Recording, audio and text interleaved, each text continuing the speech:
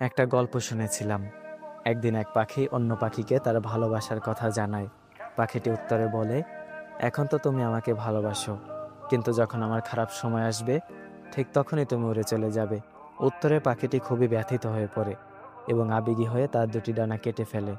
তারপর সে বলে, দেখো, এখন তো আমার কাছে ডানাও নেই, আমি কখনোই তোমাকে ছেড়ে যাব না।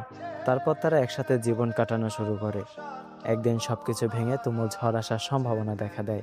ডানা কাটা পাখিটি বলে, অনেক ঝড় হবে টের পাচ্ছি, তুমি আমার চিন্তা কইরো না, নিজের যান বাঁচাও, তুমি উড়ে যাও। সে সাথে সাথে উড়াল দিয়ে বিপদসীমার বাইরে চলে যায়। পরক্ষণে জানতে পারে তুফান আর আসেনি।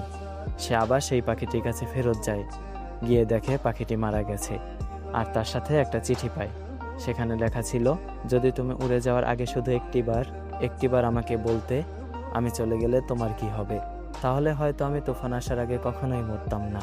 এই পৃথিবীতে এমন কিছু মানুষও ঠিক উড়ে যাওয়া পাখির মতো। তারা চায় তাদেরকে কেউ সবটুকু দিয়ে ভালোবাসুক, আর যখন কেউ বাসে তাকে তার বিনিময়ে দেয় এক সমুদ্র পরিমাণে বেদনা। এই মানুষগুলো ওয়াদা হিসেবে শুনতে চায়, কখনো ছেড়ে যাবে না তো, কখনো বদলে যাবে না তো, অথচ একটা সময় পর এরাই ছেড়ে চলে যায়।